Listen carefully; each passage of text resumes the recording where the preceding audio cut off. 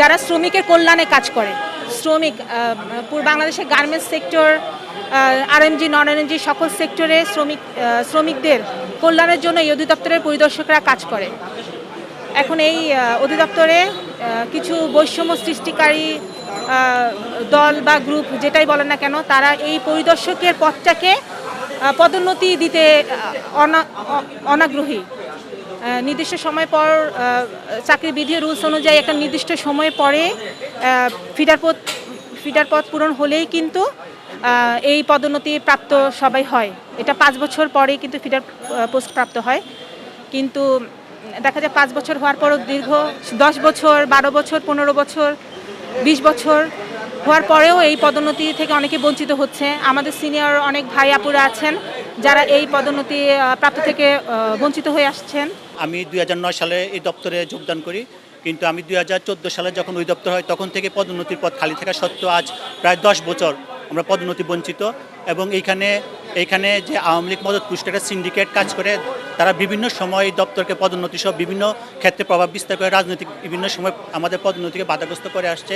এবং এখানে আমাদের যে ডক্টর ইউনূস স্যারের বিরুদ্ধে যে মামলাকে, তারাও এই সিন্ডিকেটের অন্তর্ভুক্ত এবং তারা বর্তমানে এখনও ঢাকা সহ বিভিন্ন গুরুত্ব পদে এখনও বসে আছেন। এবং আমরা তাদের অপসারণ চাই এবং তাদের বিরুদ্ধে বিভাগীয় ব্যবস্থা চাই এবং তারা যে পদোন্নতি বঞ্চিত করেছেন এবং আমরা যারা বঞ্চিত হয়েছি তাদের আমরা দ্রুত অনতি বিলম্বে আমরা পদোন্নতি চাই। 2015 সালের পর থেকে যখন অধিদপ্তর হয় তখনই কিছু দুষ্কৃতকারী ছাত্রলীগ নামদারি, সুবিধাবাদী আওয়ামী মদতপুষ্ট যখন হয় এরা নিয়োগপ্রাপ্ত হয়, তখন থেকেই এই ষড়যন্ত্রের শিকার, আমরা বৈষম্যের শিকার হয়ে গেছি। আমরা তখন থেকেই আমাদের ফাইলকে আমাদেরকে মানে আমাদের ওই তখন বলে যে আমাদের অনুমোদন নাই, এই নাই, তারপরে আমাদের গ্রেডুয়েশন যদি পূর্ণাঙ্গ গ্রেডুয়েশনও স্থাপন করা হয় তারপরেও তারা ভেটো দেয় যে এই গ্রেডুয়েশন ঠিকমতো হয় নাই।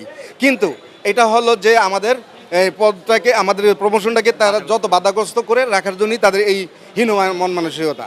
আমরা প্রমোটিভ পোস্ট 16টা, আমরা শ্রম পরিদর্শক আছি 16 জন সেফটি।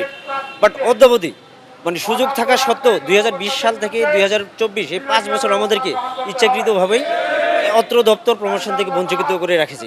যদিও কোনো ধরনের আইনি জটিলতার মধ্যে আমরা নাই, কারণ আমাদের সামনেই একেবারে 16টা প্রমোটিভ পোস্ট পুরো ফাঁকা।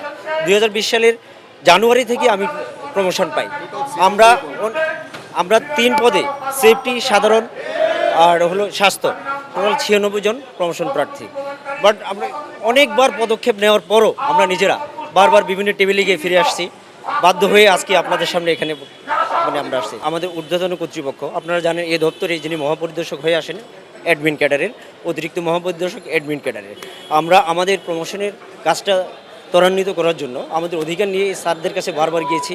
কোনো ক্রমে আমাদের ফাইলটা ওনারা প্রসেস করে নেই। এটা প্রশাসন অধিশাখার কয়েকজন কর্মকর্তা, তাদের যোগ সাজেশে ওরা আপনার অফিস সহায়ক থেকে শুরু করে শ্রম পরিদর্শক পদে প্রমোশনের জন্য চাকরি বিধিমালা ত্বরান্বিত করার কাজে ব্যস্ত।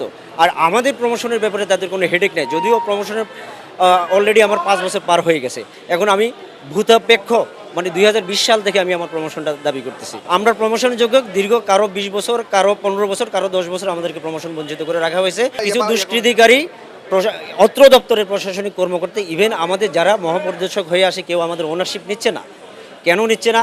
কারণ ওনারা কিছুদিন পর আসে, 6 মাস 1 বছর থেকে আবার চলে যায়। এক দফায় আমাদের শুধু প্রমোশন, ইভেন ভূতাপেক্ষ পদোন্নতি। এলো খবরের কাগজ, নিখাত, নির্ভীক, নিরপেক্ষ।